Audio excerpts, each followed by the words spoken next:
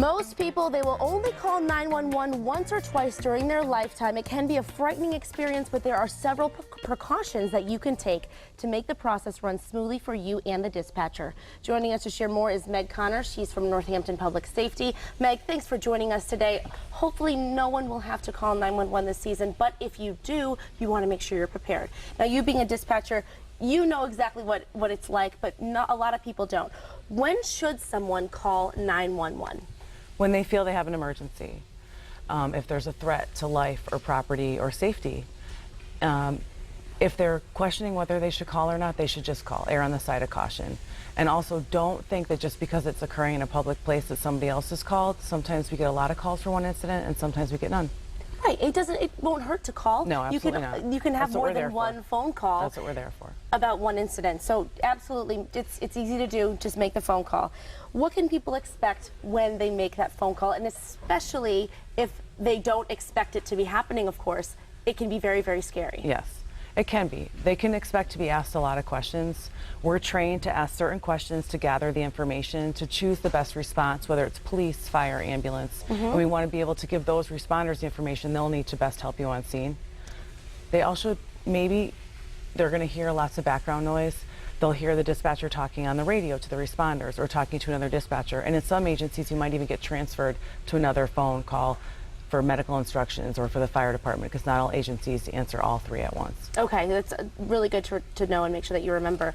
What do dispatchers wish that everyone knew about calling 911? I'm sure there are things that you say every single day. Gosh, if everyone just knew what this was like, it would make it easier and smoother for you. Absolutely. First is that if you call from your home phone, your address will come up on screen and you're going to come right to your local police department. But if you call from your cell phone, every cell phone is answered at a state agency, and the state dispatcher needs to ask you quickly, where are you, what's going on, so they can route your call to the local agency.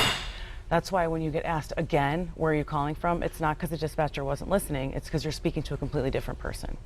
And in that moment, I'm sure you hear a lot of people getting frustrated, they panic, but they don't realize exactly what's happening. Exactly. And then they also get frustrated at times when the dispatchers ask a lot of questions. But we're doing that so that the officers, firefighters, and ambulance personnel can help you best when they arrive on scene. And don't think that just because we're continuing to ask questions that the response isn't on the way. It's very common for one dispatcher to send the response while another dispatcher continues with the questioning. Right. So in the meantime, while they're en route to make sure that they're taking care of the problem or whatever the emergency is, you're on the phone with them getting those questions answered. Absolutely. And also calming people down. I can only imagine if I ever had to call 911. It's one of the things we're trained in. Yes, it is. So you're trained to be able to bring them people down a little. All right. What information is it that you need? I need to know the location.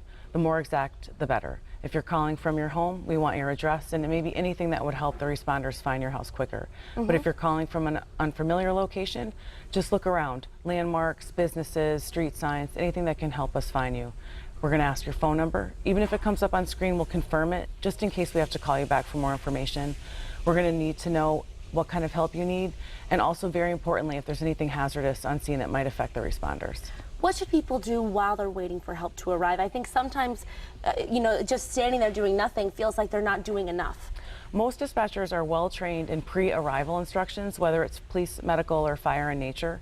They can give you instructions to start the help before the responders even arrive.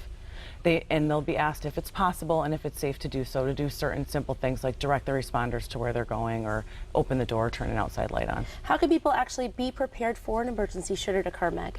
You can have an emergency plan in place, maybe an evacuation plan or a plan on how to last for a long period of time without power. Something simple maybe is keeping a first aid kit or medications available. FEMA.gov, the Federal Emergency Management Association website, they have some great ideas. Meg, what you do every day, you're kind of the behind the scenes, but you are really keeping people safe and making sure that lives are saved every single day. So thank you to the dispatchers that do that. I think that is so wonderful, and of course to all the first responders. Absolutely. Let's stay safe this season. Thank you, Meg. Thanks, Ashley. Nice to have you here.